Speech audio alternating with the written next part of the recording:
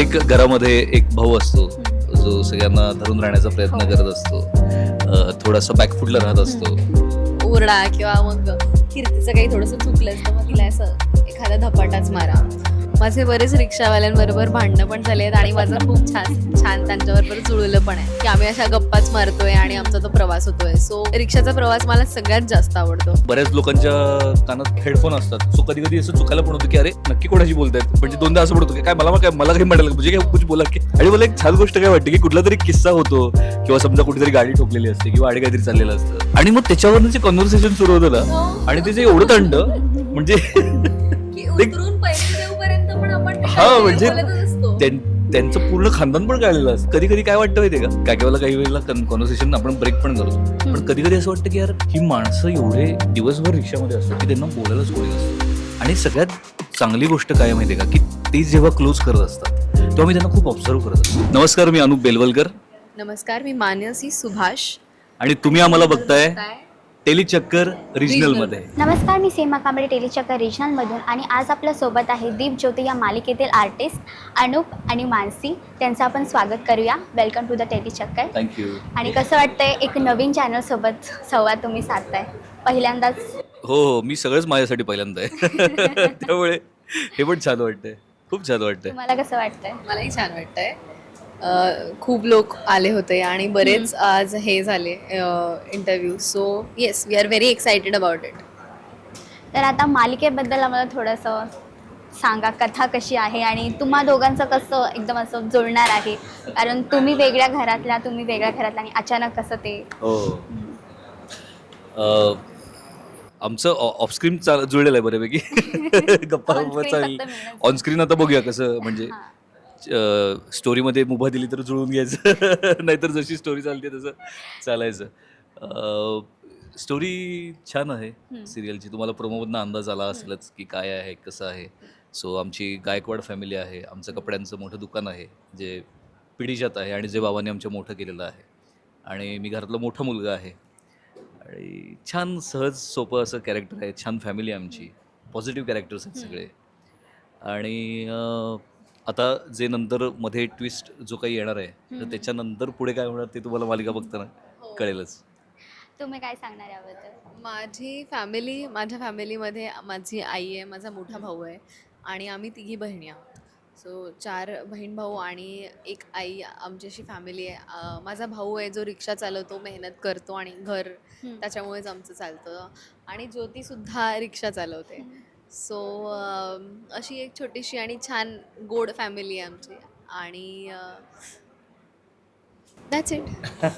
तर आता ही एक थोडीशी वेगळी भूमिका आहे. कॅरेक्टर तुम्ही असं म्हणजे हेच कॅरेक्टर का असं नाही, काय स्पेशल कॅरेक्टर काय आहे ह्यामध्ये जेणेकरून तुम्ही ही भूमिका निवडली? भूमिका आम्हाला निवडते मी उलटं म्हणेन, कारण की आम्ही संधीची वाट बघत असतो एका चांगल्या. आणि मला वाटतं की ह्याच्या आधी पण ती मिळालेली आहे, पण ही जी संधी मिळाली आहे ह्याने आणि थोडंसं काय म्हणेल, त्याला प्रसिद्धी मिळेल थोडी, किंवा ही भूमिका लक्षात राहील. आणि कॅरेक्टर खूप छान आहे. मी जसं मगाशी म्हटलं तसं की सहज सोपं कॅरेक्टर आहे. प्रत्येक घरामध्ये एक भाऊ असतो जो सगळ्यांना धरून राहण्याचा प्रयत्न करत असतो, थोडासा बॅकफुटला राहत असतो, फार एखादी गोष्ट वाढवत नसतो, जाऊ द्या, होईल, चालेल, करूया. सो असं हे तर असं एक कॅरेक्टर आहे. आणि त्याचं भावांसोबत पण बॉन्ड चांगला आहे. बाबांच्या सावलीत वाढलेला आहे तो. सो जे बाबा त्याचे आजपर्यंत जगलेत किंवा जी प्रतिष्ठा त्यांनी मिळवलेली आहे, तर कुठेतरी मी ती मेंटेन ठेवण्याचा प्रयत्न करतो आहे. त्याच्याकडून त्या प्रतिष्ठेला आपल्याकडून धक्का लागू नये यासाठी माझा प्रयत्न आहे.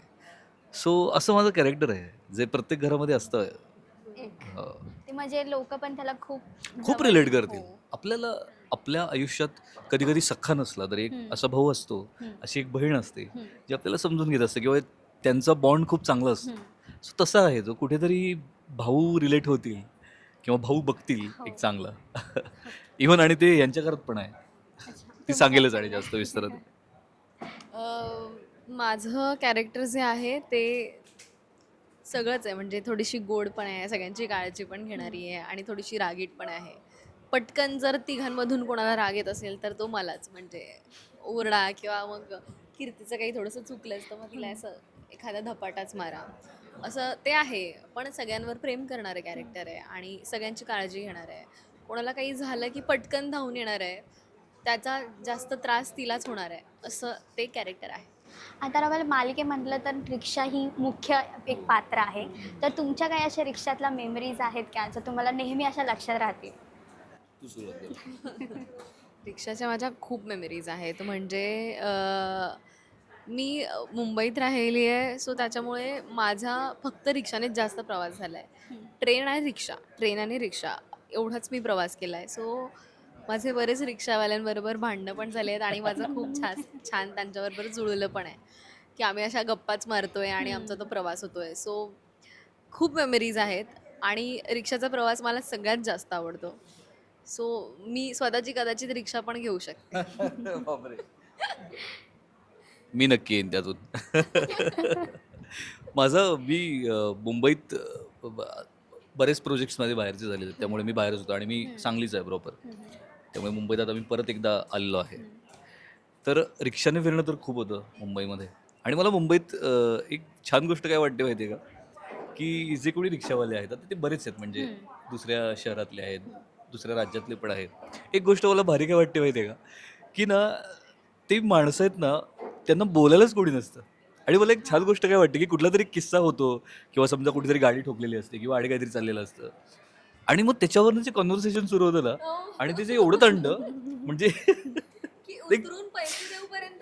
हा म्हणजे त्यांचं पूर्ण खानदान पण काढलेलं असतं इन अ गुड वे. मी अशी अजिबात त्याची चेष्टा नाही करत आहे, पण मला असं वाटतं की यार बोललं तर म्हणजे किती गोष्टी अनुभवण्यासारख्या आहेत. आणि ही गोष्ट मला मुंबईमध्ये खूप प्रकर्षाने जाणवली की गप्पा होतात. म्हणजे मगाशी मी रिक्षाचे खूप कॉमन किस्से सांगितले, जे म्हणजे आठवणी सांगितल्या रिक्षात सोबतच्या माझ्या, कोकणातल्या माझ्या आजोळच्या आणि माझ्या सांगलीतल्या. पण आत्ता मला बोलता बोलता हे लक्षात आलं की अरे आपण बऱ्याचदा रिक्षेवाले जे असतात, रिक्षा जे चालवत असतात, त्यांच्यावर अशा गप्पा होतात. आणि मी अगदी एवढंही सांगेन, म्हणजे अलीकडेच मी स्टेशनला चाललो होतो, तर त्यांना का कोणा सुख त्यांनी मला, मी परवा ही गाडी घेतली, मग माझ्या घरी असं असतं. अच्छा म्हटलं अरे वा, म्हणजे किती मोकळेपणात होतात. आणि मग कधी कधी काय वाटतं माहिती आहे का, की काय वेळेला काही वेळेला कॉन्व्हर्सेशन आपण ब्रेक पण करतो, पण कधी कधी असं वाटतं की यार ही माणसं एवढे दिवसभर रिक्षामध्ये असतात की त्यांना बोलायलाच कोणी नसतं. बऱ्याच लोकांच्या कानात हेडफोन असतात, सो कधी कधी असं चुकायला पण होतं की अरे नक्की कोणाशी बोलतायत. म्हणजे दोनदा असं म्हणतो की काय मला काही म्हणाल म्हणजे काय कुछ बोला की हा अरे मग मला आपल्याला एकदम अगदी असंच साईडला अरे बापरे हो त्यांचं त्यांचं चाललेलं आहे. पण मजा येते. म्हणजे ह्या गोष्टी मला खूप इंटरेस्टिंग वाटतात की माणसांना बोलायला कोणी नाही आहे, तर रिक्षा एक आता खूप माध्यम चांगलं झालं आहे की ते बोलत असतात. आणि मालिकेमध्ये ते खूपच रिलेटेड होणार आहे. हो हो. आणि तुमचं म्हणायला गेलं तर अगोदर तुमचं एक पॉझिटिव्ह कॅरेक्टर आहे आणि नंतर जाऊन ते थोडंसं नेगेटिव्ह होणार आहे. तर ती भूमिका साकारताना तुम्हाला थोडंसं काहीतरी कष्ट वगैरे करावे लागलेत का? ऑफकोर्स कष्ट करावे लागतील. कारण मी तशी नाही आहे. ती मुळात आपण नसतोच तशी जी आपल्याला भूमिका देतात. कारण कदाचित त्यांना ते खोटं वाटतं. नंतरचं बोलते मी. खोटं नाही वाटत आहे. तिनेच मगाशी काही याची उदाहरणं दिली. तिच्या घरात कसं वाटलं किंवा तिच्या घरातल्यांचे घरातल्यांचे काय रिएक्शन होते ते विचार. मग तुला त्याचं उत्तर हे बघ, मिळेल. जो प्रोमोमध्ये दाखवला आहे आणि काच तुटते तेव्हा मी लहान मुलांवरती ओरडते, तुम्हाला बघून खेळता येत नाही का म्हणून. सो माझे घरचे म्हणाले की तू सेम ओरडलीस ग. सो ते आहे ते वेगळं, तो राग लहान मुलांवरचा वेगळा. पण नंतर जो चेंज ओव्हर आहे, मला वाटतं की मला स्वतःला ते खूप जरा जास्त चॅलेंजिंग वाटतं आणि मला असं वाटतं की मी ते करेन. आणि मला पण ते स्वतःला करताना बघायचं आहे. तुम्ही बाकी जितके एक्सायटेड आहेत, मी पण तेवढीच एक्सायटेड आहे स्वतःला ते परफॉर्म करताना बघायला. कारण माझी पण ती प्रोसेसच आहे आणि मी ती प्रोसेस खूप एन्जॉय करते. आत्ता सध्या माझं ते काही म्हणजे तिकडे नाही बाजू अजून पोहोचलं, आली नाही. ती अजून बाजू एक्सप्लोअर झालेली नाही आहे, पण ती हळूहळू होती आहे. त्याचे थोडे थोडे गोष्टी मी आणि आमचे डिरेक्टर सर अमित सर त्या गोष्टींवरती हळूहळू काम करतोय, म्हणजे सीन्समध्ये. सो येस, मला आत्तापासूनच खूप मजा येते आणि मी स्वतः खूप एक्सायटेड आहे त्या बाजूला बघायसाठी. तुम्ही काय सांगाल याबद्दल? माझं मगाशीच जसं आपण भाऊ आणि याच्याबद्दल बोललो ना, माझं सहज सोपं कॅरेक्टर आहे. मी माझ्या कॅरेक्टरबद्दलच म्हणतेस ना? हो हो. किती म्हणजे जसं त्यांचा पार्ट आहे की पुढे पॉझिटिव्ह नंतर नेगेटिव्ह, तसं नाही नाही तुमचं नाही, काही माझं आहे पॉझिटिव्ह का? कॅरेक्टर आहे. Out and out positive character आहे. शेवटपर्यंत. घर सांभाळणारं कॅरेक्टर आहे. फॅमिली पर्सन आहे. सगळ्यांना धरून राहणारं कॅरेक्टर आहे. सो आणि थोडंसं ते बॅकफूटला असणार कॅरेक्टर आहे. लाईक मोठी कुठली रिस्पॉन्सिबिलिटी आली तर थोडंसं त्याचं नाही का आपली करू का नको करू का नको, थोडं तिथे कुठेतरी तो थोडासा त्याचा कॉन्फिडन्स कमी आहे. आणि त्याला एक मोठं हे काय आहे की त्यांना बाबांची जी आपली पत आहे, बाबांनी जी प्रतिष्ठा मिळवली, तर ती आपल्या कुठल्या तरी गोष्टीने ब्रेक होऊ नये. सो ते तसं आहे की ते जपणार कॅरेक्टर आहे सगळ्यांना. फक्त कधी कधी ते व्यक्त होत नाही, त्याचा प्रयत्न तो वेगळ्या पद्धतीनं हँडल करण्याचा प्रयत्न करत असतो. पण ते कॅरेक्टर असं आहे की ते सगळ्यांना धरून राहणारं कॅरेक्टर आहे आणि सगळ्यांचं चांगलं चिंतणारं कॅरेक्टर आहे. तर आता एक मोठे कलाकार तुमच्यासोबत जोडले गेले हो. आहेत गिरीश शो, तर त्यांच्यासोबत बॉन्डिंग कसं आहे आणि त्यांच्याकडून काही गोष्टी तुम्हाला शिकायला मिळतात का? त्यांच्याकडनं शिकायला मिळण्यासारखं भरपूर आहे. मुळात मला असं वाटतं की मी आता गिरीश सरांसोबत माझे सीन बरेच झालेत, सुहासताईसोबत झालेत आणि यांच्यासोबत मी पहिल्यांदाच काम करतो. त्यांना आधी टी व्हीवरच बघितलेलं आहे. त्यामुळं त्यांनी जे कामं आधी केलेली आहेत ना, मला खूप छान वाटतं की तुम्ही मग ते कसं केलं होतं, मग त्या चित्रपटात गल्लीत गोंधळ दिल्लीत मुजरामध्ये तुम्ही कसं काम केलं होतं. आणि सगळ्यात चांगली गोष्ट काय माहिती आहे का, की ते जेव्हा क्लोज करत असतात तेव्हा मी त्यांना खूप ऑब्झर्व करत असतो. त्यांची जी संवाद फेक असते जी कुठल्या, आणि त्यांना मी कधीच म्हणजे ते क्लोज पण असेच मारून नेतात म्हणजे इन अ गुड वे. मारून नेतात म्हणजे असं काही नाही पटकन काम असेल, पण ते जे करतात ना, आणि जो उच्चार आहेत त्यांचे, बोलण्याची पद्धत आहे, सहजता आहे, ह्या गोष्टी खूप ऑब्झर्व करत असतात. त्यामुळे ते मला खूप छान करायला मिळते, अनुभवायला मिळते. आणि प्रसाद आणि पूर्वाने पण भरपूर काम केलेलं आहे. सो त्यांचे एक्सपिरियन्सेस मिळतात. आणि सगळ्यात महत्त्वाचं काय की ह्या सगळ्यांना काम करताना बघून ना आपला कॉन्फिडन्स बूस्ट करता येतो. ते मी करत असतो. तुम्ही काय सांगाल याबद्दल? मी ताईंबरोबर आणि सरांबरोबर नाहीच आता अजून इंटरॅक्शन माझं जास्त झालं. आमचं प्रोमोमध्ये झालं होतं. पण आम्ही आमच्यामध्ये पण जेव्हा असतो तेव्हा आमचा बॉन्ड आता इतका चांगला झाल्यामुळे आम्हाला खूप जास्त इझी पडतं. म्हणजे बहिणींचे जे काही सीन्स असतात आमच्या बहिणींचे, त्याच्यामध्ये आम्हाला खूप ईज असते कारण आमचा तो बॉन्ड आता क्रिएट झाला आहे. सो तो मला वाटतं कुठे ना कुठे आपल्याला व्हिज्युअली पण दिसतो. दादाबरोबर किंवा आमच्या बहिणींमध्ये किंवा आईबरोबरचं जे काही आहे. सो मला वाटतं कुठे ना कुठे तुमची केमिस्ट्री खूप मॅटर करते जेव्हा तुम्ही काम करत असता. इट मेक्स खूप जास्त इझी होऊन जातं जेव्हा तुम्ही ऑफस्क्रीन पण तसे असता तेव्हा. सो आता तरी एव्हरीथिंग इज बेस्ट. तर जाता जाता आमच्या प्रेक्षकांना काय सांगणार तुम्ही? प्रेक्षकांसाठी एक छोटासा मेसेज. आम्ही सगळेच खूप एक्सायटेड आहोत आमच्या सिरियलला घेऊन, आपल्या सिरियलला घेऊन. आणि आमची इच्छा आहे की तुम्हीसुद्धा तुमची एक्साइटमेंट दाखवायला पाहिजे. आणि अ, पुढे काय होणार आहे ह्याची उत्सुकता सगळ्यांनाच आहे. तुमचे थॉट्स आमच्यापर्यंत नक्कीच पोहोचवत राहा आणि पुढचं अनूप बोलेल. नाही, एकतर सगळ्यांचे खूप एफर्ट्स आहेत. सगळेच सगळ्या प्रोजेक्टला कष्ट घेत असतात. त्याप्रमाणे या प्रोजेक्टसाठी पण प्रत्येकजण खूप अपार मेहनत करतो आहे.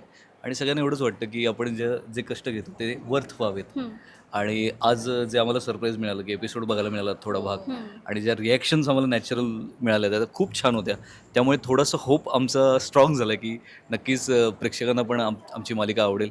आणि आता एवढंच सांगेन की 13 एप्रिलपासून रात्री 8 वाजता दीप ज्योती ही आमची मालिका नक्की बघा आपल्या झी मराठीवर. Thank you. Thank you so much. Thank you.